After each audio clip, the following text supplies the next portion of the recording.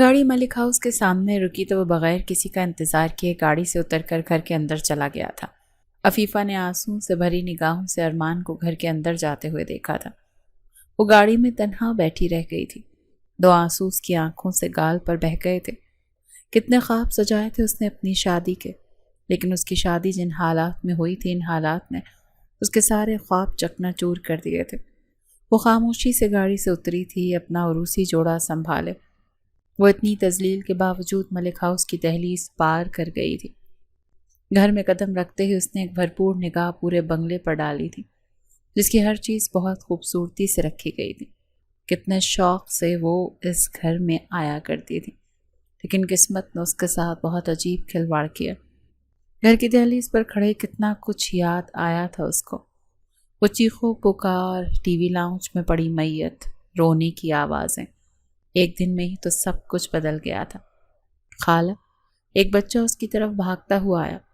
رمیز کی آواز پر اس نے چونک کر رمیز کی طرف دیکھا تھا۔ اس بچے کی آواز پر عفیفہ ہوش کی دنیا میں واپس آئی تھی۔ شکر ہے آپ آ گئی ہیں، ہم نے صبح سے کچھ نہیں کھایا۔ خالہ، بہت تیز بھوک لگی ہے۔ عفیفہ نے حیرت سے رمیز کی طرف دیکھا جو محض 7 سال کا تھا۔ اس کی آنکھوں میں آنسو آئے تھے۔ اس نے جھٹکے سے رمیز کو اپنے سینے سے لگایا تھا۔ میں آ گئی ہوں نا، اب تم لوگوں کو کچھ نہیں ہونے دوں گی۔ چلو کمرے میں، ابھی آپ لوگوں کے لیے کچھ کھانے کو بنا کر لاتی ہوں۔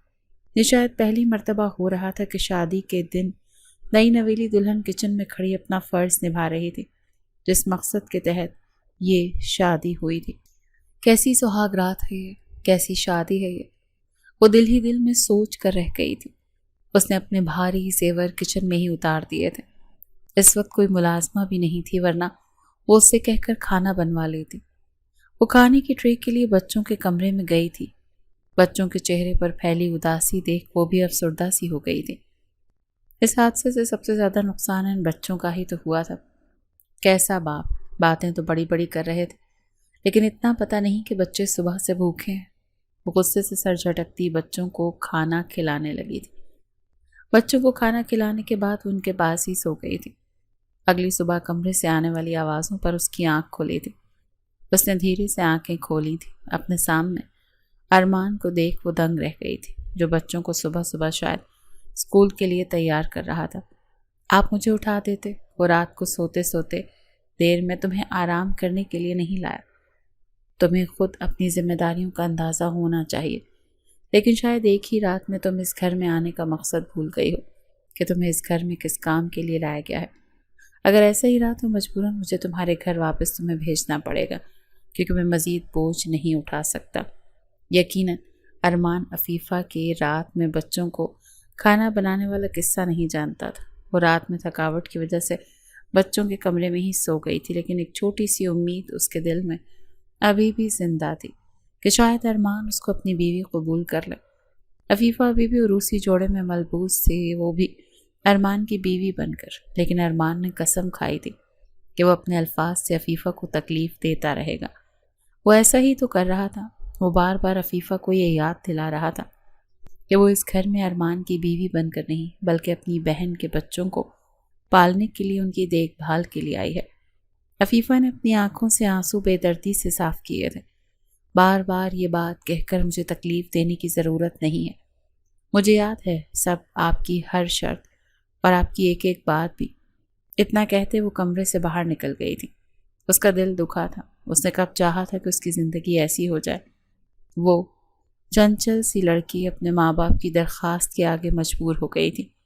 پیروں میں پڑی باپ کی پگڑی اور ماں کے جڑے ہاتھوں کی لاج رکھنے کے لیے ہی تو اس نے اپنی زندگی کا سودا کیا تھا۔ دوپہر کے وقت وہ سب کام نمٹا کر ارمان کے کمرے میں آ گئی تھی۔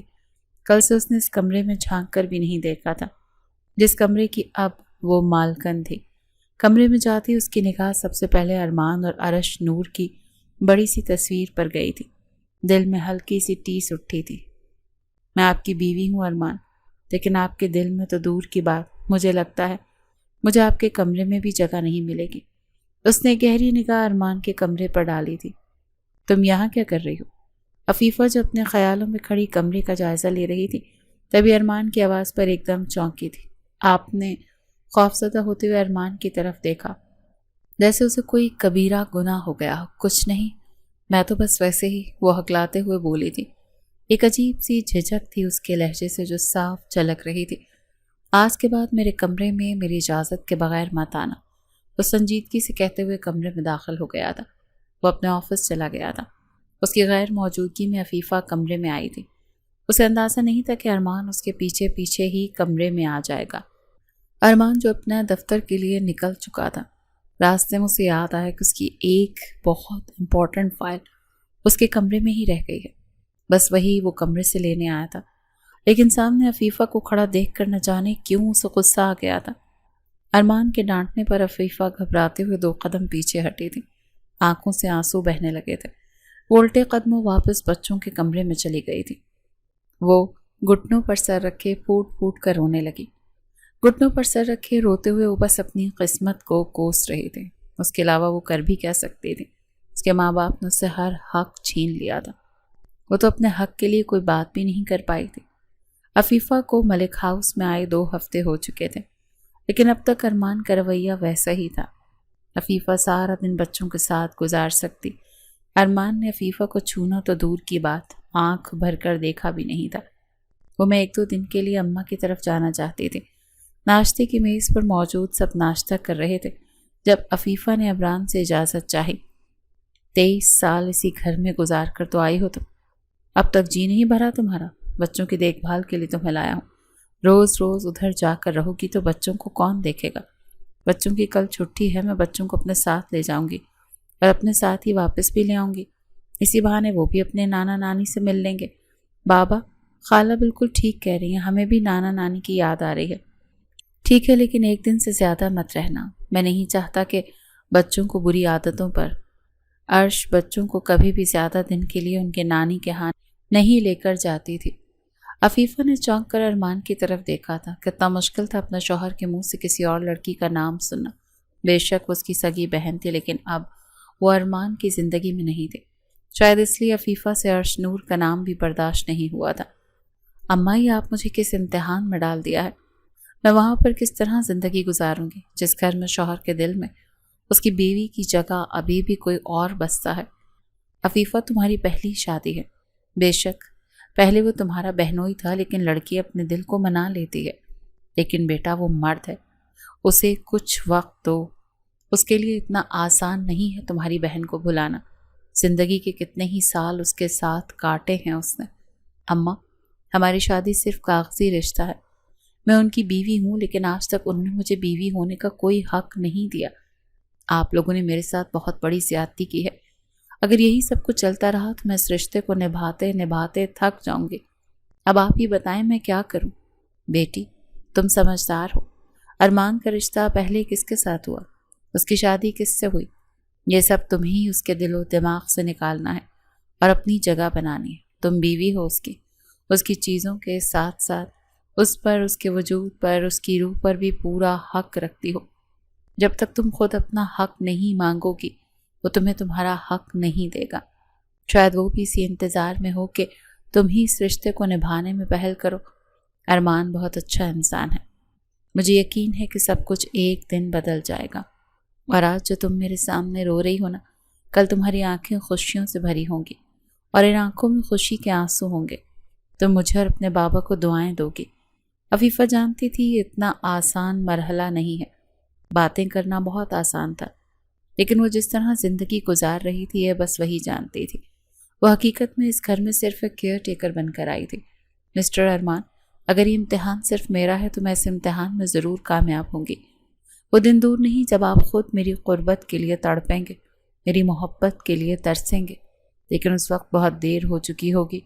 वो दिल ही दिल में खुद से अहद कर चुकी थी, मैं आपको खुद से मोहब्बत करने पर मजबूर कर दूंगी।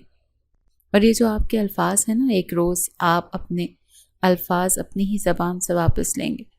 वो घर गई तो पूरा घर सन्नाटे में डूबा हुआ था। पूरे घर की बत्तियां भी बंद थीं। उसने आगे बढ़कर लाइट जलाई थी।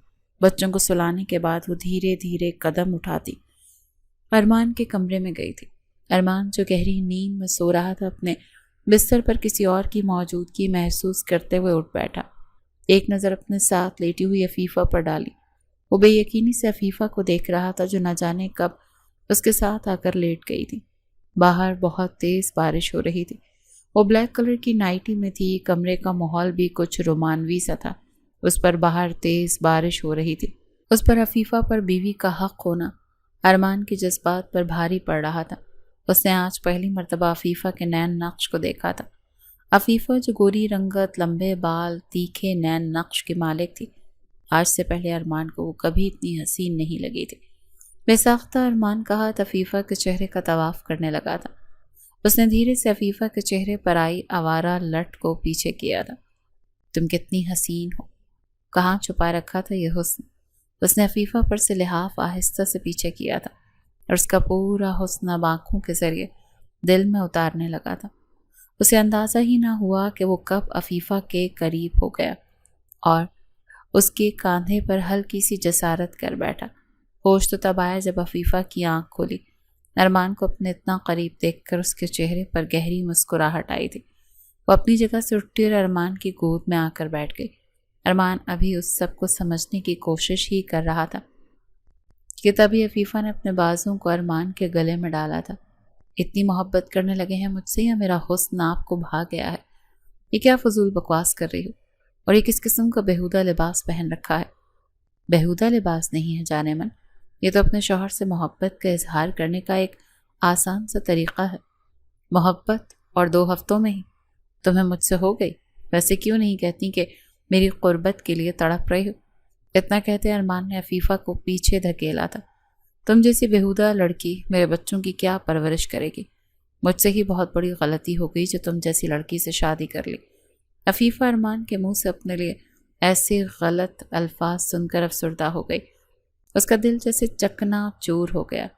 بات اس کی عزت نفس پر آ گئی، لیکن پھر اس کی ماں کی آواز اس کے کانوں میں گونجی تھی کہ بیٹا، بیوی کی کوئی عزت نفس نہیں ہوتی، اس کی عزت اس کے شوہر کے ساتھ ہی ہوتی ہے، اور اگر شوہر بیوی سے راضی ہو جائے تو بیوی کی عزت پورے معاشرے میں ہوتی ہے، اور اگر اس کا شوہر اس سے ناراض ہو تو کیسی عزت نفس اور کیسی ذلت۔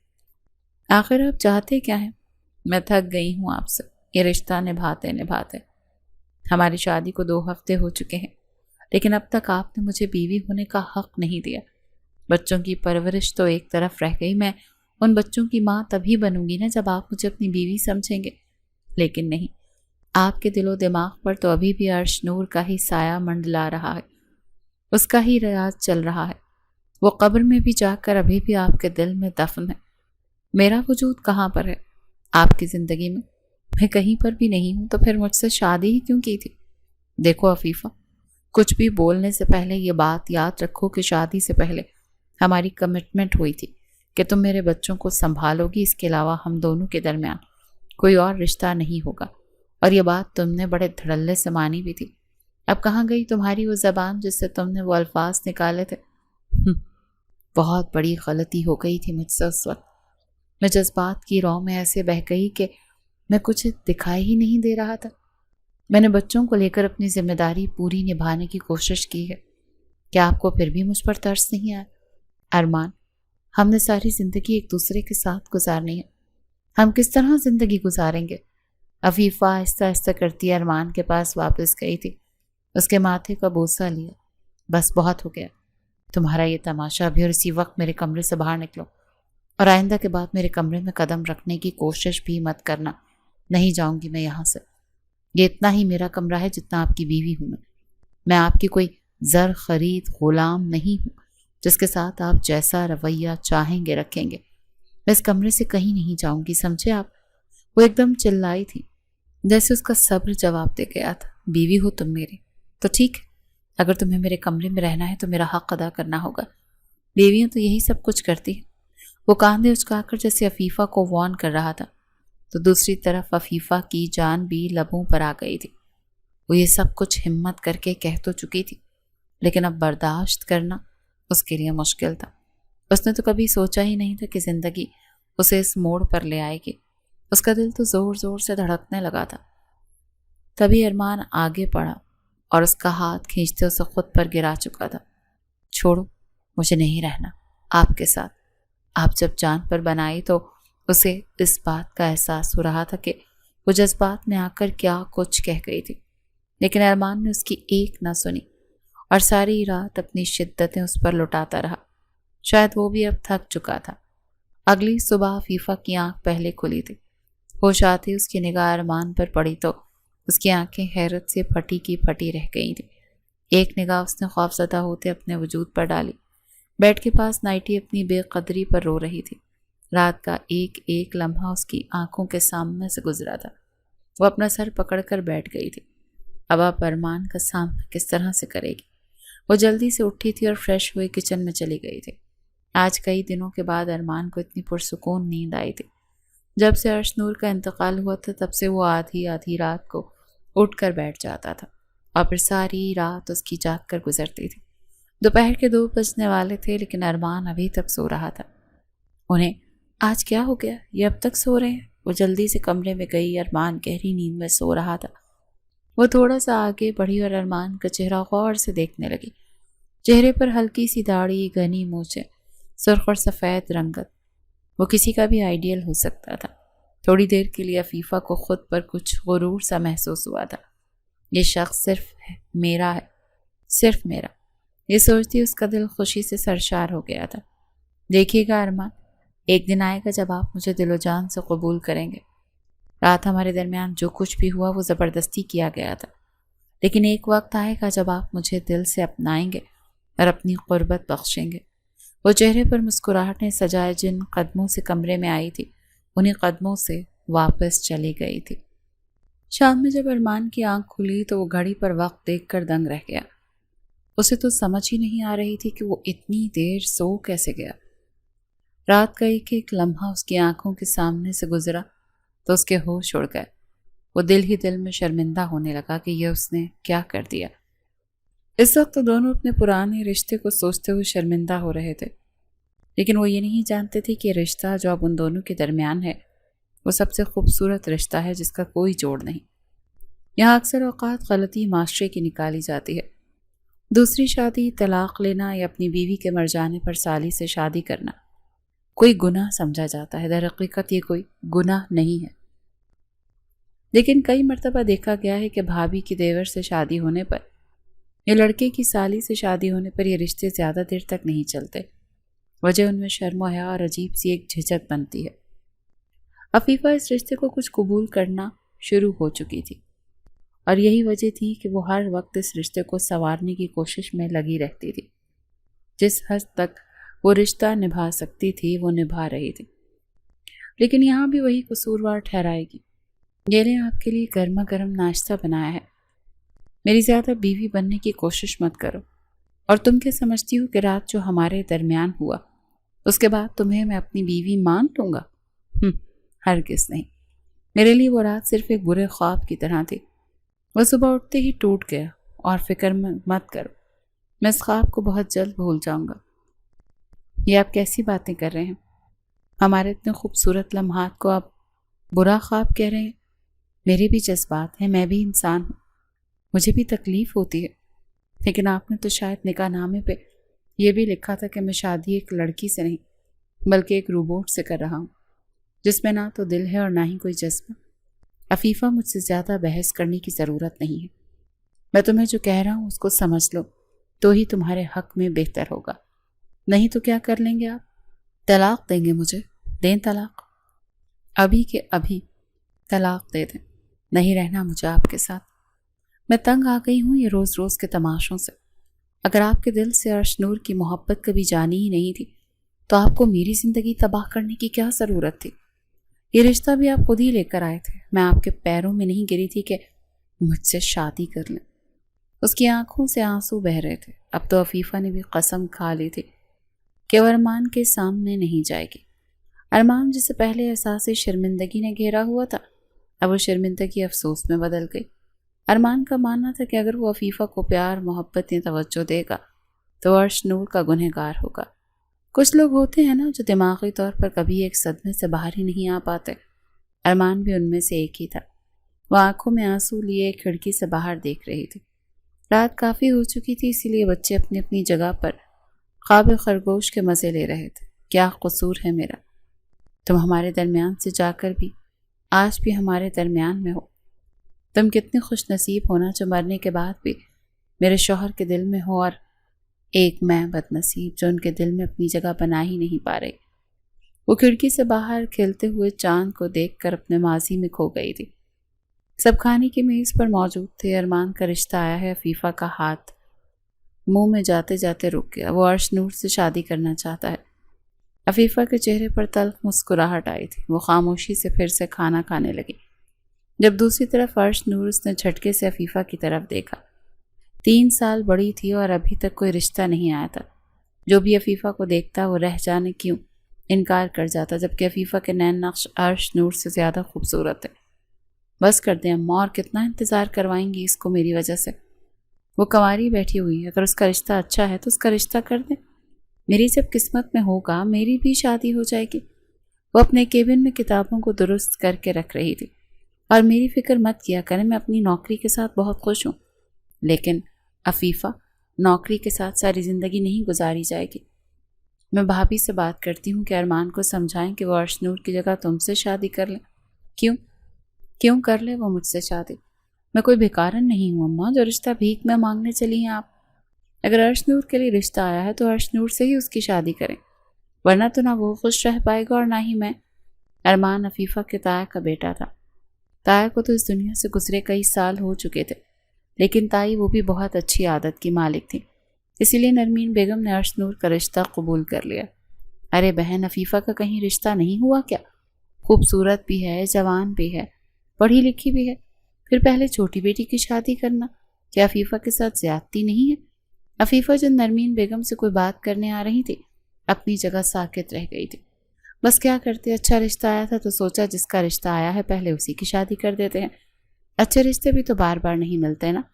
ہاں یہ تو اب آپ ٹھیک ہی کہہ رہی ہیں۔ چلیں، بہت بہت مبارک ہو آپ کو بیٹی کی شادی، اللہ اس کے نصیب اچھے کرے۔ ارش نور کی آج بارات تھی اور عفیفہ اپنے کاموں میں مصروف تھی۔ کوئی نہیں جانتا تھا کہ وہ پیچھے کھڑی سب کی باتیں سن رہی ہے۔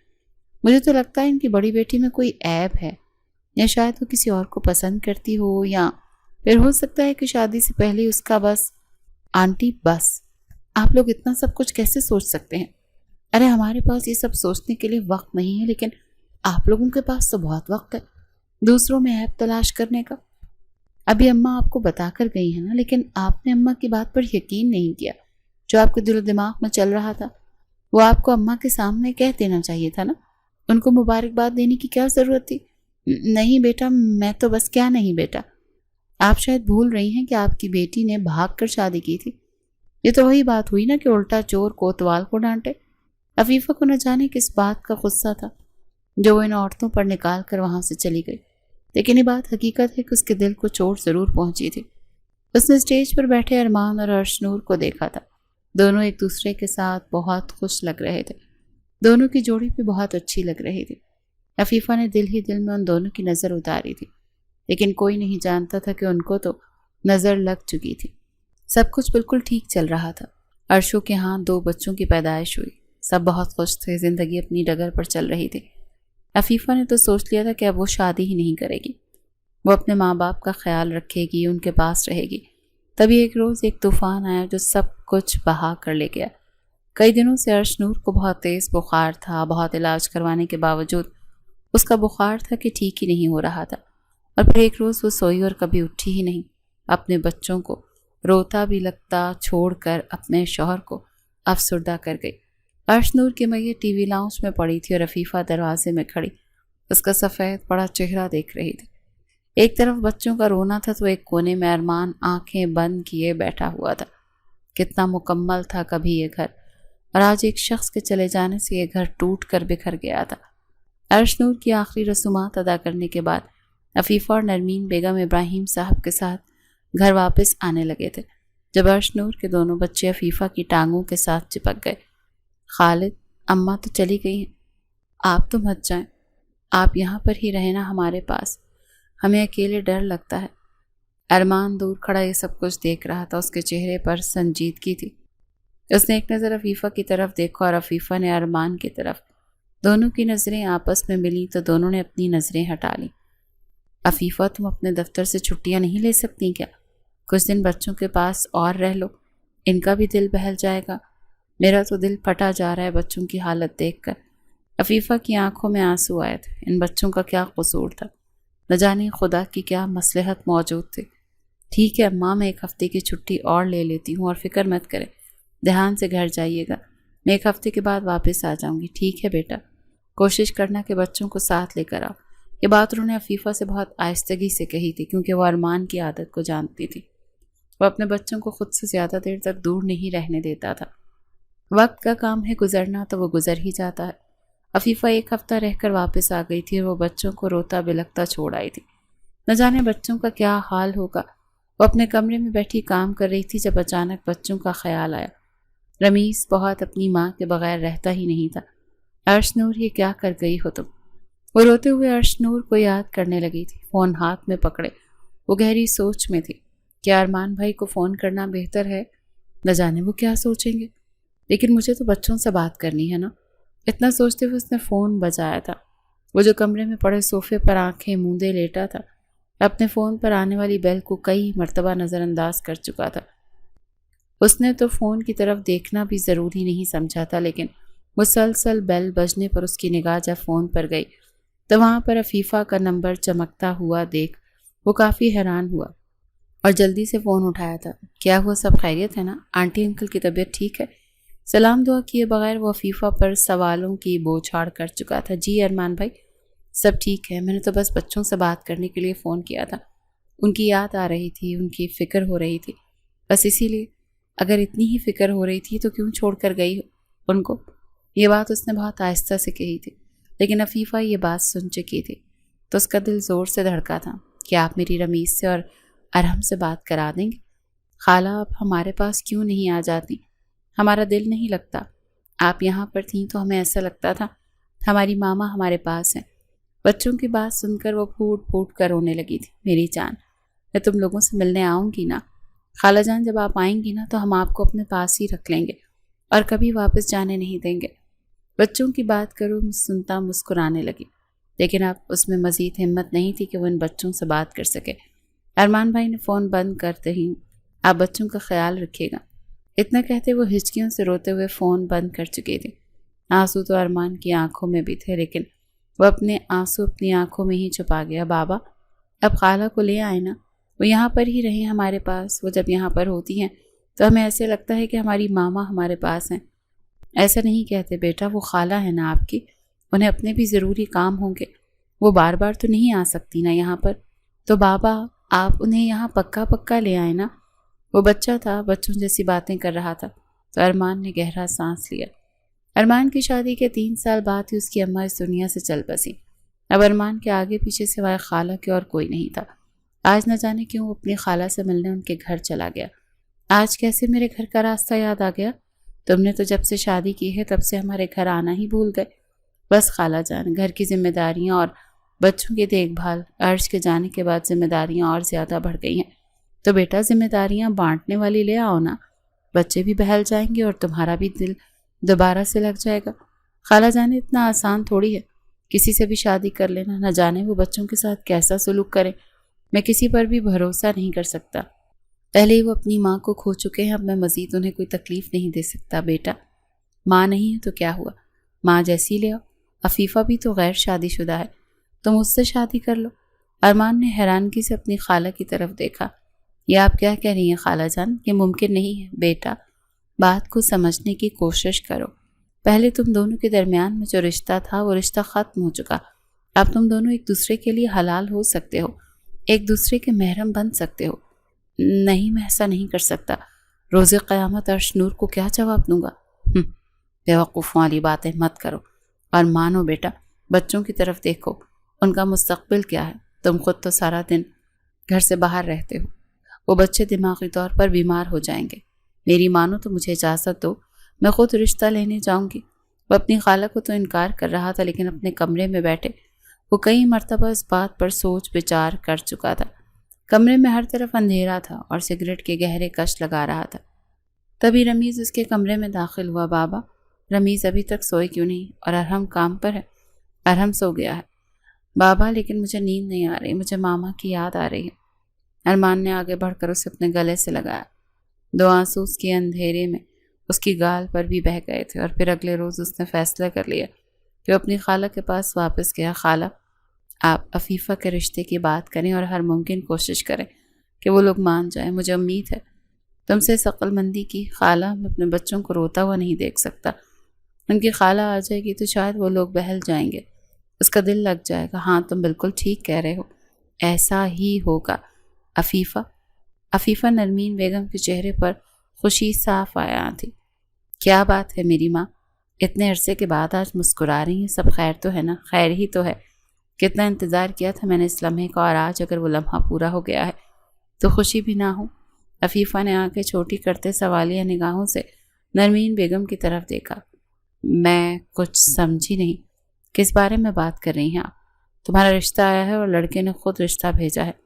ارے واہ، لڑکے کے اندر ہے جس نے مجھے کوئی عیب نظر نہیں آیا۔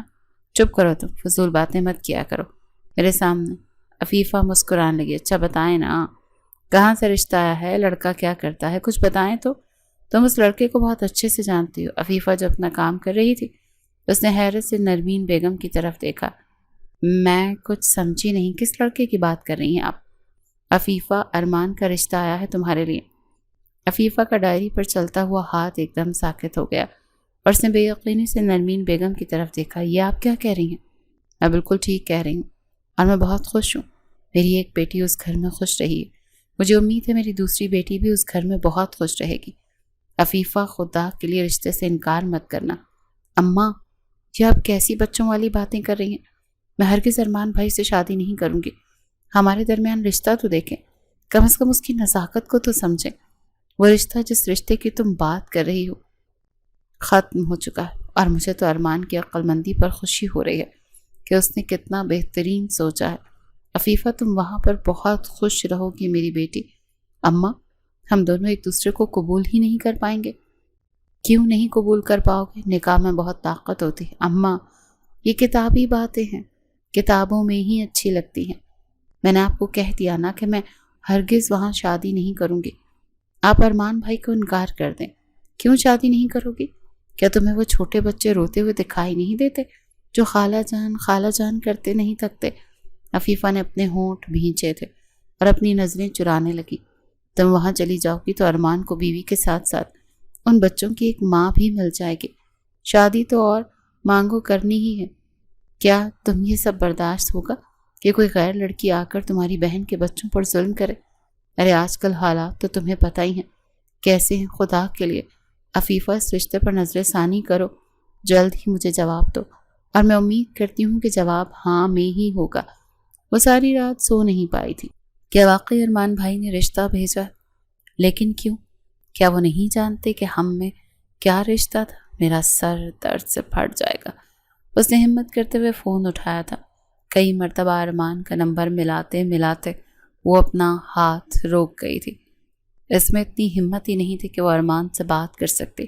ساری رات سوچ بچار کے بعد اگلی صبح اس نے نرمین بیگم کو جنت کی نوید سنا دی تھی۔ اماں، میں شادی کرنے کے لیے تیار ہوں۔ یا اللہ، تیرا شکر ہے۔ مجھے تو پوری امید تھی کہ میری بچی بہت ہی عقل مندی سے کام لے گی، لیکن اماں، نہ جانے کیوں میرا دل بہت گھبرا رہا ہے۔ کچھ ایسے لگتا ہے کہ رشتہ زیادہ دیر نہیں چل پائے گا۔ اچھا، سوچو ابھی تم اس گھر میں گئی ہی نہیں ہو اور ایسی باتیں کر رہی ہو۔ پتہ نہیں اماں، دل بہت گھبرا رہا ہے۔ پھر دیکھتے ہی دیکھتے ارمان اور عفیفہ کا نکاح ہو گیا۔ نکاح سے آدھا گھنٹہ پہلے ارمان عفیفہ سے ملنے اس کے کمرے میں آیا تھا۔ وہ دلہن بنی بے حد خوبصورت لگ رہی تھی، لیکن ارمان کو اس سے کوئی فرق ہی نہیں پڑتا تھا۔ وہ ارمان کو اپنے کمرے میں دیکھ کر دنگ رہ گئی تھی۔ آپ یہاں پر کوئی کام تھا کیا؟ عفیفہ نے بڑی نرمی سے اپنا بھاری کامدار دوپٹہ سنبھالتے ہوئے پوچھا تھا۔ میں تم سے کچھ باتیں کلیئر کرنا چاہتا ہوں۔ کئی مرتبہ کوشش کی تھی کہ شادی سے پہلے یہ باتیں کلیئر ہو جائیں، لیکن موقع ہی نہیں مل پایا۔ میں تمہیں ابھی سب کچھ بتا دینا چاہتا ہوں۔ یہ شادی میں صرف اپنے بچوں کی خاطر کر رہا ہوں۔ میرے بچوں کی دیکھ بھال کے لیے شادی تم سے کر رہا ہوں، لیکن اس سے زیادہ مجھ سے اور کوئی امید مت رکھنا۔ تمہیں اس گھر میں کسی چیز کی کمی نہیں ہوگی، لیکن اگر تم یہ چاہو کہ میں تمہارے ساتھ شوہر جیسا رویہ رکھوں تو یہ میرے لیے ناممکن بات ہے، تمہارے پاس ابھی بھی وقت ہے، نکاح ہونے سے پہلے سوچ لو کہ کیا تمہیں میرے ساتھ شادی کرنی ہے یا نہیں۔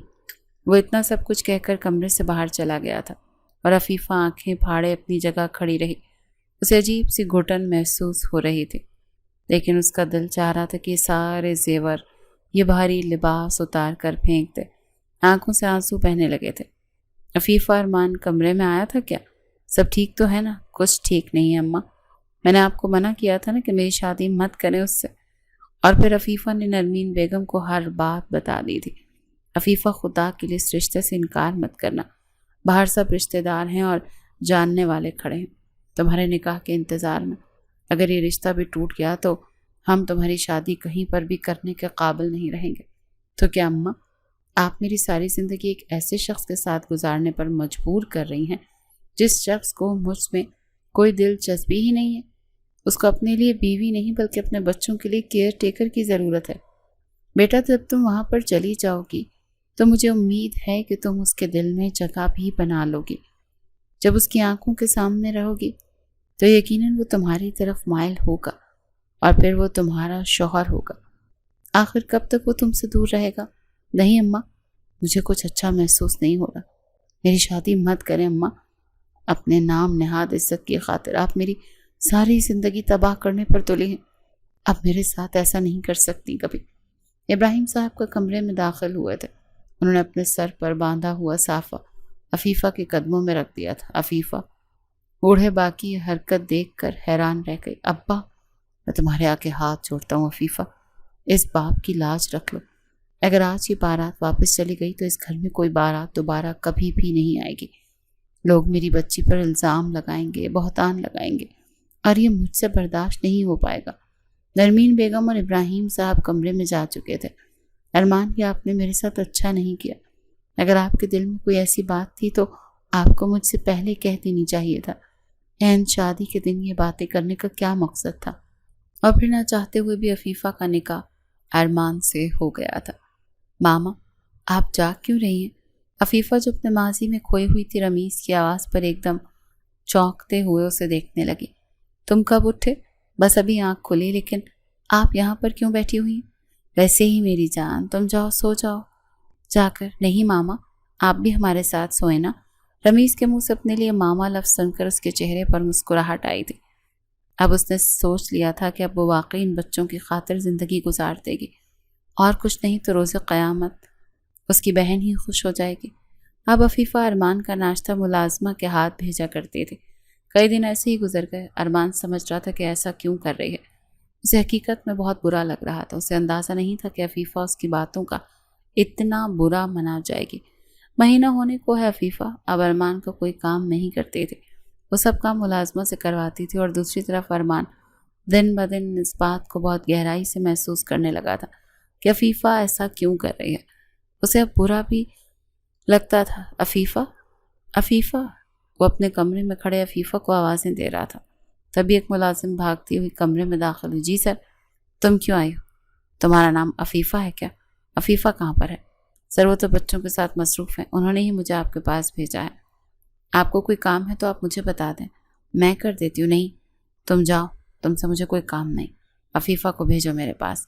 جی سر، میں میڈم، سر آپ کو بلا رہے ہیں۔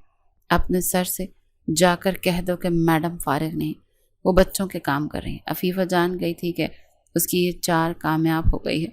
وہ تو سمجھتی تھی کہ ارمان کو کوئی فرق ہی نہیں پڑتا، لیکن ایسا نہیں تھا۔ وہ ابھی بھی بچوں کے کمرے میں ان کے کپڑے سمیٹنے میں مصروف تھی۔ جب ارمان کمرے میں داخل ہوا، میں تمہیں کب سے آوازیں دے رہا ہوں، تمہیں میری آواز سنائی نہیں دے رہی کیا؟ ہر وقت بچوں کے کاموں میں مصروف رہتی ہو۔ شوہر کی کوئی فکر ہے کہ وہ دن بھر کیا کرتا ہے؟ کیوں، آپ کو یہاں پر 2 وقت کی روٹی نہیں مل رہی کیا؟ یا آپ کو کپڑے پریس نہیں مل رہے، یا آپ کا بستر صاف نہیں ہوتا؟ اگر کوئی مسئلہ ہے تو مجھے بتائیں، میں آج سے ہی ملازمہ پڑھ سکتی ہوں اور کرنا شروع کر دوں گی۔ آئندہ کے بعد آپ کا کوئی کام بھی دیر سے بالکل بھی نہیں ہوگا۔ ملازمہ، ملازمہ، ملازمہ، بیوی تم ہو میری، ملازمہ نہیں۔ اچھا، آ گیا آپ کو یاد کہ میں آپ کی بیوی ہوں؟ اتنے عرصے سے یہی آغاز کہاں پر تھی؟ جب مجھے آپ کی ضرورت تھی، جب آپ کے ساتھ کی مجھے ضرورت تھی، تب کہاں پر تھے آپ؟ تب تو آپ کے دل میں عرش کی جگہ تھی اور وہی ختم نہیں ہو رہی تھی۔ اب کیا ہوا؟ اب یاد نہیں آتی عرش کی آپ کو؟ عفیفہ تو شاید آج سارے حساب کتاب برابر کر دینا چاہتی تھی۔ اتنا کہہ کر وہ پھر سے اپنے کام میں مصروف ہو گئے۔ ارمان کو خود کا نظر انداز ہونا بالکل اچھا نہیں لگا تھا۔ تبھی اس نے جھٹکے سے عفیفہ کا بازو کھینچا تھا، لیکن اسی لمحے عفیفہ کا سر چکرایا، وہ ارمان کے بازوؤں میں بے ہوش ہو گئی تھی۔ عفیفہ آنکھیں کھولو، آنکھیں کھولو عفیفہ، کیا ہوا ہے تمہیں؟ ارمان کے تو حقیقت میں ہی طوطے اڑ گئے تھے۔ وہ جلدی سے عفیفہ کو بازو سے اٹھائے ڈاکٹر کے پاس لے گیا۔ ڈاکٹر کیا ہوا میری بیوی کو؟ سب ٹھیک تو ہے نا؟ جی سب ٹھیک ہے، ایسی کنڈیشن میں چکر آنا، دل خراب ہونا، یہ تو معمولی سی باتیں ہیں۔ اسی کنڈیشن میں کچھ سمجھا نہیں، لگتا ہے آپ کو نہیں پتا آپ کی بیوی پریگننٹ ہے۔ عفیفہ اور ارمان نے بے یقینی سے ڈاکٹر کی طرف دیکھا۔ یہ آپ کیا کہہ رہے ہیں ڈاکٹر صاحب؟ میں بالکل ٹھیک کہہ رہا ہوں۔ ارمان کے چہرے پر ایک دم سنجیدگی چھا گئی، جبکہ دوسری طرف عفیفہ بے حد خوش تھے۔ یہ احساس ہی ایسا تھا، ماں بننے کا احساس اتنا خوبصورت ہوتا ہے۔ وہ بہت خوشی خوشی گھر گئی تھی۔ اسے لگا تھا کہ اب سب کچھ ٹھیک ہو جائے گا، لیکن وہ نہیں جانتی تھی کہ ایک اور قیامت اس کا انتظار کر رہی ہے۔ گاڑی میں بالکل خاموشی تھی اور عفیفہ سمجھ نہیں پا رہی تھی کہ ارمان خوش ہے یا ناخوش، لیکن ابھی اسے اتنی شرم محسوس ہو رہی تھی کہ وہ ارمان سے کوئی بھی بات نہیں کر پا رہی تھی، بس دل ہی دل میں خوش ہو رہی تھی۔ ارمان ساری رات سو نہیں پایا۔ آج شام کو تیار رہنا، ڈاکٹر کے پاس جانا ہے۔ وہ اپنے کام میں مصروف تھے۔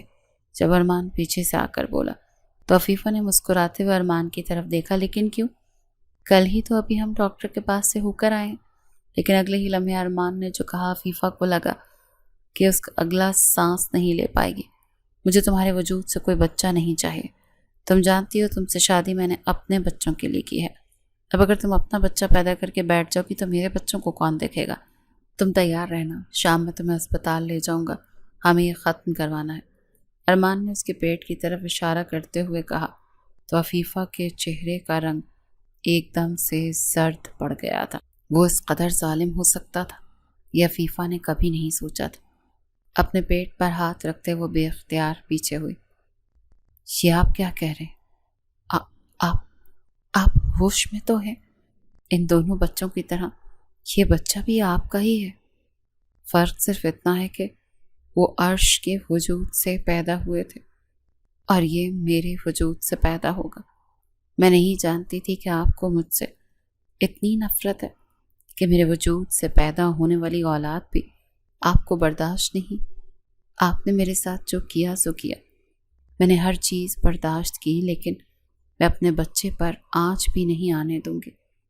آج آپ نے ایک عورت کی ممتا کو للکارا ہے، اس بات کی معافی میں آپ کو کبھی نہیں دوں گی۔ آپ خود غرض ہیں، ظالم ہیں، ہر چیز میں ہمیشہ یہ سوچتے ہوئے برداشت کرتی رہی کہ آپ کے دل سے محبت نہیں ختم کرے گی۔ شاید آپ اسے بھلا نہیں رہے، لیکن آج اپنے ہی اولاد کو ختم کرنے کا کہہ رہے ہیں۔ ایک مرتبہ بھی آپ کا دل نہیں کانپا؟ ایک مرتبہ بھی آپ کی روح نہیں لرزا مسٹر ارمان؟ میرے بچے کو اگر کچھ کرنے کی کوشش کی نا تو میں آپ کو کبھی معاف نہیں کروں گی۔ روز قیامت آپ میرے دیندار ہوں گے۔ اتنا کہتے عفیفہ دوسرے کمرے میں بند ہو گئی تھی۔ ارمان اس میں پلتا جذبہ دیکھ کر خوف زدہ ہو گیا تھا۔ اسے لگ رہا تھا کہ عفیفہ اگر یہ بچہ پیدا کرے گی تو اس کی توجہ ساری اس بچے پر چلی جائے گی اور عرش نور کے بچے رل جائیں گے۔ لیکن اس شام اس نے فیصلہ کیا کہ وہ ارمان کے آنے سے پہلے ہی اس گھر سے بھاگ جائے گی۔ کئی مرتبہ سے رمیز اور ارحم کا خیال آیا، مجھے معاف کر دینا میرے بچوں، تم لوگوں کے پاس تمہارا باپ ہے، لیکن اس بیچارے کا کیا قصور جسے اس کا سگا باپ ہی اس دنیا میں نہیں لانا چاہتا۔ مجھے اس بچے کی حفاظت کرنی ہے، مجھے معاف کر دو۔ وہ ان لوگوں دونوں بچوں کا چہرہ دیکھتے ہوئے ان سے معافی مانگ رہی تھی اور اس کو سلاتے ہی اپنا ضروری سامان لے کر گھر سے بھاگ کے۔ رات کے وقت جب ارمان گھر واپس آیا تو عفیفہ کہیں پر بھی نہیں تھی۔ صاحب آپ کے لیے پانی لاؤں؟ تمہاری میڈم کہاں پر ہے؟ ارمان نے ملازمہ سے پہلا سوال کیا۔ صاحب وہ تو شام میں ہی بیگ باندھ کر کہیں چلی گئی اور جاتے ہوئے کچھ چابیاں مجھے پکڑا گئی ہیں، کیا آپ کے آنے پر آپ کو دے دوں؟ ارمان کے تو ہوش ہی اڑ گئے تھے۔ کہاں چلی گئی وہ؟ اور تم نے اسے روکا کیوں نہیں؟ صاحب میں نے بہت کوشش کی انہیں روکنے کی، لیکن انہوں نے میری کوئی بات نہیں سنی، وہ بہت رو رہی تھی۔ ارمان تو اپنا سر پکڑ کر بیٹھ گیا تھا۔ کہاں جا سکتی ہے وہ؟ کیا گھر گئی ہے؟ مجھے ابھی پتہ کرنا ہوگا۔ دیکھو آج تم گھر مت جانا، بچوں کے پاس رہ لو، بچوں کو اکیلے مت چھوڑنا، میں کل صبح تک گھر واپس آ جاؤں گا۔ ٹھیک ہے صاحب، آپ بے فکر ہو کر جائیں، میں دیکھ لوں گی۔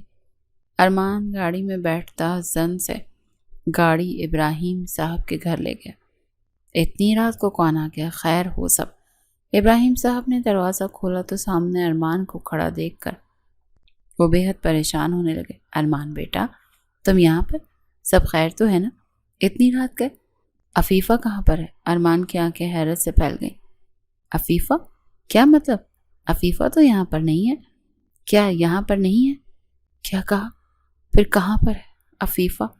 نرمین بیگم جلدی سے آگے ہوئی۔ ارمان میں تم سے کچھ پوچھ رہی ہوں نا، عفیفہ کہاں پر ہے؟ ارے بچے کو اندر تو جانے دو، بیٹا اندر آؤ۔ وہ خاموشی سے اندر داخل ہوا۔ یہ تم نے کیا کر دیا ارمان؟ کہاں پر ہے میرے بچے؟